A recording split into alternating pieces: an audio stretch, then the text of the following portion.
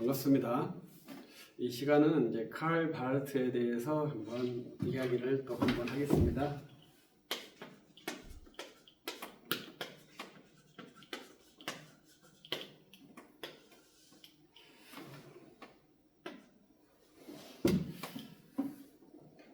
저는 이제 총신대학교에서 현대신학 마지막 학기를 서철원 교수님께 배웠고, 또 이제 대학원에서 이제 같이 그 밑에서 공부를 해서 칼 바르트에 대해서 정통 신학이 아니다, 이러한 것으로 공부를 했고, 논문도 그러한 그 내용으로 논문을 써서 박사학위도 받았습니다. 먼저 이러한 이건 뭐 계획된 시나리오가 되는 것이 아니고 좀 그냥 앉아서 이야기하겠다고 앉아 있는 건데요. 먼저 이런 생각이 납니다. 서철원 교수님이 바르티안인가 이런 좀 우스운 질문을 해보고 싶네요. 이건 제가 하는 것이 아니고 그런 질문이 말이 있다고 해요. 그것은 1982년도에 한국에 오셨는데 그때도 있었고, 1990년대에 신학교에서도 있었고, 지금도 있다고 해요.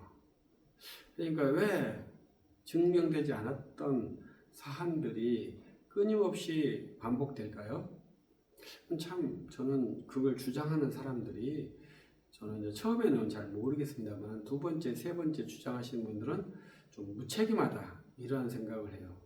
두 번째까지만 해도 좀 봐줄 수 있는데, 은퇴하신 후에 서 교수님이 바르티안이 아니냐, 바르티안이다, 이렇게 지적하는 것은 좀 매너가 없는 것 같아요.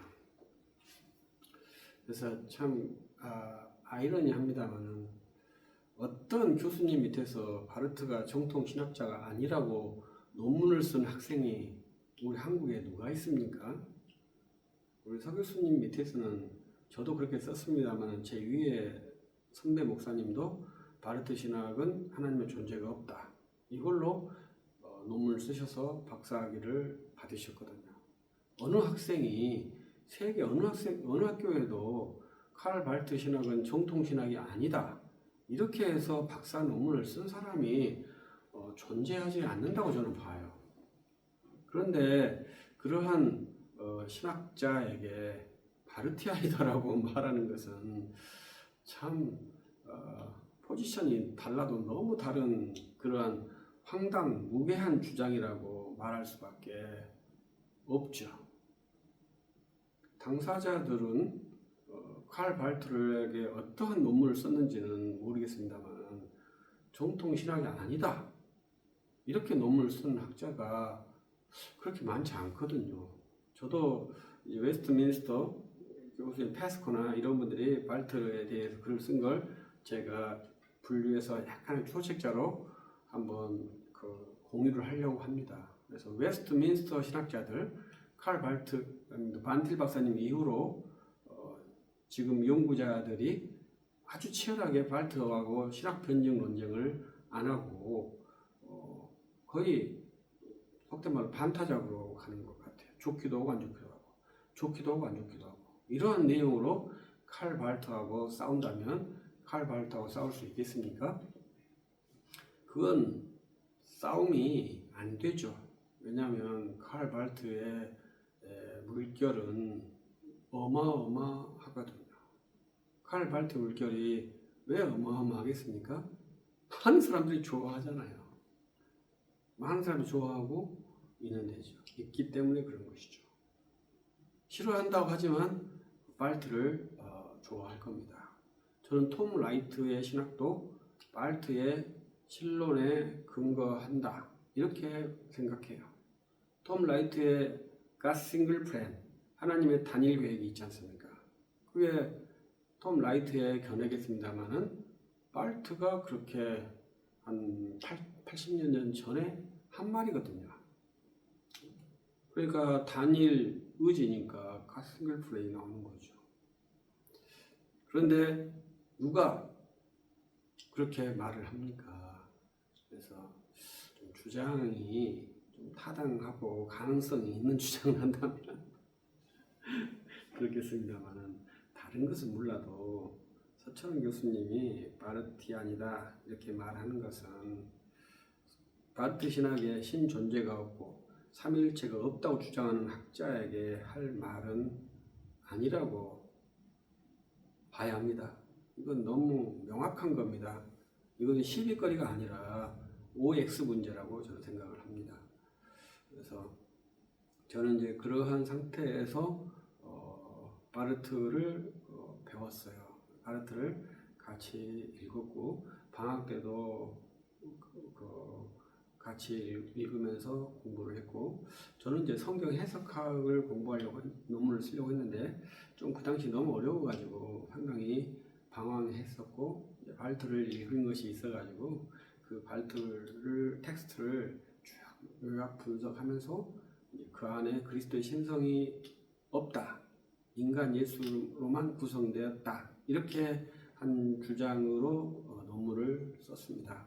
그래서 지금도 그러한 기조를 가지고 꾸준히 바르트를 공부를 하고 있어요. 2007년에 받았기 때문에 약 17년에서 10년이 좀 넘었네요. 근데 저는 이제 바르트를 공부하고 싶지 않았어요. 굉장히 어려우니까 성경만 공부하고 싶었는데 특이하게 아주 소수의 사람들이 이 바르트에 대해서 궁금해 하시는 분들이 있었어요.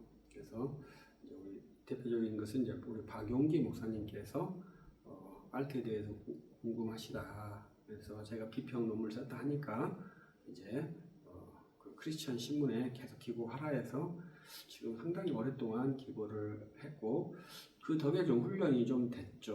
그래서 지금은 아주 천천히 리딩을 하면서 바르트 신학을 평가하고 있습니다.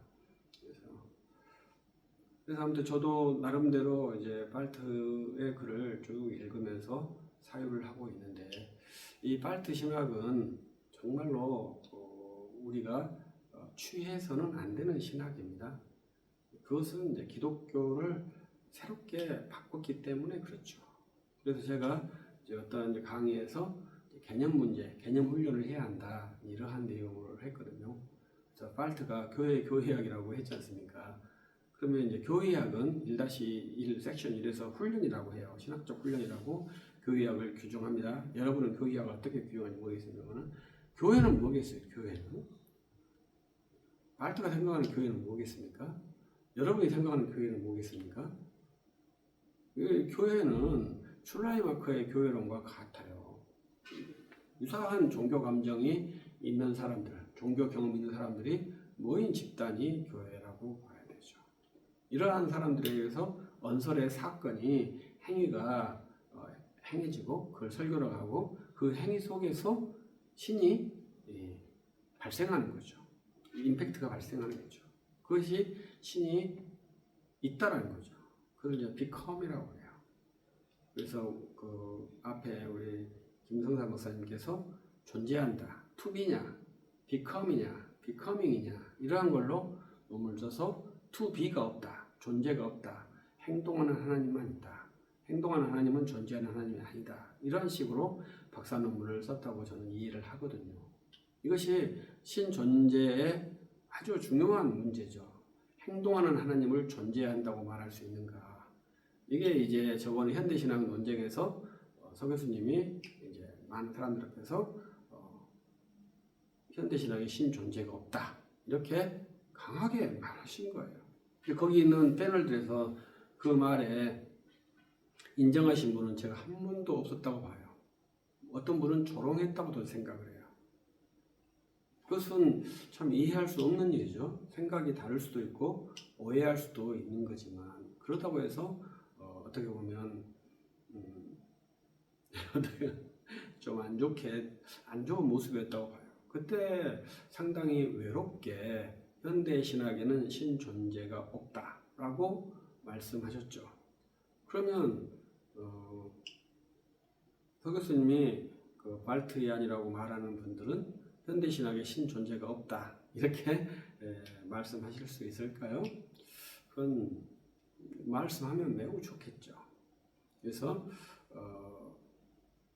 그러한 것으로 신이 발생하니까 신 존재가 없다. 행동하는 신은 신 존재가 아니다. 내게 인식된 신은 신 존재가 아니다. 우리는 존재하신 하나님께서 계시하시는 내용에 따라서 주님을 믿는 그러한 믿음의 방식이다. 이렇게 정통신학을 이해를 해야 하거든요. 그래서 이제 그러한 것이 칼 발트 신학에는 없다 이거예요. 그래서 교회도 결국은 슐라이마커가 개념화한 컨셉핑된 그러한 개념이지 그리스도의 몸이다 이러한 개념은 없다고 봐요. 그래서 저는 성도의 모임이라고 하는 말을 안 좋아해요. 사실은 부르심 받은 사람들의 모임이다 이러한 표현은 발트에게 밥이라고 봐야죠. 그렇게 표현하는 사람들은 발트 신학을 죄송하지만 분별할 수 없다고 봐요. 그건 슐라이마커가 만들어 놓은 종교 감정의 유사체들이 모인 집단 똑같은 말 되거든요. 그러면 이제 교회가 그리스도의 몸이라고 하는 개념을 정확히 세워야만이 이제 되는데 그 개념이 이제 잘 안 세워지는 것 같죠. 교회는 쉽게 성도들의 모임이다 이렇게 생각을 하는데 그건 일단 장로교의 원리하고는 완전히 다르죠. 그리고 정통교의 원리하고는 또 다릅니다. 교회는 주님이 세우신 몸으로서 주의 백성들이 와서 양분을 취하고 말씀을 취하고 살과 피를 취하는 그런 거룩한 기관이죠. 그래서 주님의 말씀이 선포되고 주님의 살과 피가 시어되는 그러한 은혜의 공간이 교회라고 봐야 되죠. 그러한 개념을 가지고 칼 발트의 교회 교역을 읽는다면 저는 반드시 발트의 책과 자기의 사상이 충돌될 것이라고 생각을 해요. 그러나 교회를 단순하게 성도들의 모임이다 이렇게 생각하고 읽는다면 이 말이 이 말 같고 저 말이 저 말 같고 발트 말이 훨씬 더 설득력이 있게 될 것입니다. 왜냐하면 발트의 문장은 명문장이라고 저는 생각을 하거든요. 제가 뭘 알겠어요. 그러나 제가 1년 동안 발트의 글을 읽으면서 묘한 감정도 느꼈어요. 그것은 글이 주는 힘, 그것이 있구나 라는 느낌이에요. 발트의 글에 그걸 느껴요. 그래서 정말 특이하다. 이런 제 그때는 이제 선머슴이죠. 지금도 선머슴입니다만은 독일도 잘 알지 못하는데 독일을 그 분석해서 읽어가면 심장이 이렇게 두근두근하는 그러한 묘한 기분이 있었어요. 그래서 그때 경험으로 참 특이하다 이렇게 생각을 하면서 저도 이제 글에 대해서 조금 이해하게 됐던 것 같아요. 박사론문을 쓰면서. 그래서 지금은 좀 글에 대해서 조금은 이해하는 수준이 됐다라고 생각을 합니다. 그래서 우리가 칼 발트 신학을 쉽게 생각할 수 없어요. 지금 칼 발트 신학을 넘어선 지가 언젠데 우리가 칼 발트 신학을 못 넘고 있느냐 이렇게 생각할 수도 있죠. 그럼 칼 발트 신학을 넘어선 자가 누가 있겠습니까? 넘어선 자가 없습니다. 손오공이 부처님 손바닥에 있듯이 모든 신학자들은 부처님 손바닥 안에 칼 발트 손바닥 안에 있는 겁니다. 몰트만이 신나게 칼 발트를 비판했지만 그의 손아귀를 벗어나지 못했어요. 칼 발트의 영향력은 어떻게 부정해도 그의 바운다리를 벗어날 수가 없습니다. 왜냐하면 칼 발트의 위에 WCC가 있기 때문에 그렇습니다. 칼 발트 신학의 그 열매가 WCC예요. 이 WCC로 가는 길에는 칼 발트 신학이 반드시 작용하게 되어 있습니다. 그래서 저는 WCC를 여러 가지 사상, 종교다원주의 이렇게 하는데 칼 발트 사상에서 나온 것이라고 저는 평가해요. 우리가 1962년과 65년에 2차 바티칸 공의회에서 로마 카톨릭 교회가 익명의 그리스도인 종교다원주의를 허용했고 WCC가 1970년대 구체적인 매뉴얼까지 다 만들어냈는데 그 사상의 근거가 칼 발트의 교회 교의학입니다. 그 교회 교의학의 가장 큰 매력이 하나님의 사랑과 하나님의 자유입니다. 당신이 하나님의 사랑을 축소할 수 있어? 당신이 하나님의 자유를 억압할 수 있어? 이 질문에 모두가 다 한 방 맞아서 KO패에 당한 거죠. 저는 하나님의 자유와 하나님의 사랑을 억압하거나 축소할 의지가 하나도 없는 그러한 사람입니다. 그런데 하나님께서 교회라는 기관을 주셨고 하나님께서 성경이라는 말씀을 주셨고 그 한계에 머무르라고 했다고 저는 생각을 해요. 우리에게 무한한 행동의 자유를 주었다고 생각하지 않아요. 그렇기 때문에 그 행동을 넘어서는 것 같은 행동, 종교다원주의나 계시 계속주의나 이러한 것들을 제가 수용하지 않고 있어요. 그래서 하나님께서 주신 절대 주권과 하나님의 불변성 이러한 것을 정확히 견지하기 때문에 하나님의 사랑, 하나님의 자유 매우 좋죠. 그러나 하나님의 사랑과 자유를 강조하면서 우리의 의식에 있는 하나님의 존재에 대한 변의를 주장하니까 그때 문제가 발생하는 것이죠. 그것은 삼위일체가 흔적이라는 것이죠. 미숙한 상태에서 인간이 정치적으로 결정한 사물이라는 것이죠. 그렇기 때문에 그 결정에 절대성을 부여할 수 없다는 아주 인간적인 태도이죠. 그래서 제가 그런 분들에게 더 충격적인 말도 해줘요. 그것은 우리 교회는 삼위일체를 결정하지 않았다는 거예요. 그래서 분들은 그러면 이 삼위일체를 그럼 누가 결정했어? 325년 니케아 공회의와 381년 콘스탄티노 공회의에서 우리는 삼위일체를 믿는다 그렇게 고백하지 않았습니다. 우리는 아버지와 아들이 동일 실체다. 그걸 고백했습니다. 그리고 성령이 하나님이시다. 이게 381년 공회의의 대요약이에요. 그것이 한 단어로 표현하면 삼위일체다. 이렇게 말하는 것이지 공교회가 우리는 삼위일체 하나님을 믿는다. 이렇게 고백하지 않았다. 그리스도께서 아버지와 동일하신 하나님으로 한 실체시다. 이렇게 고백한 거예요. 그래서 우리들은 그리스도를 믿는 것에 후퇴나 주저함이 있으면 안 됩니다. 그리스도를 하나님이라고 부르는 것을 주저하면 안 됩니다. 복음은 결코 부끄러운 것이 아니에요. 이 복음에만 구원이 있고 생명이 있는 하나님의 의입니다. 예수 그리스도의 그 이름을 부르는 자에게 구원이 있어요. 그래서 그 이름을 믿도록 우리들이 복음을 전도하는데 칼 발트는 그러한 전도 방식을 싫어하죠. 그래서 WCC에서는 우리가 이해할 수 없지만 개종전도 금지라는 그러한 원칙도 있다고 하죠. 그리고 또 다른 방법으로는 미시오 데이, 하나님의 선교라는 말도 있죠. 두 개가 맥락이 유사해요. 우리는 선명하게 예수 그리스도 이름을 전도해서 복음을 전도하고 교회를 세워야 한다. 이렇게 저 같은 사람은 주장을 합니다.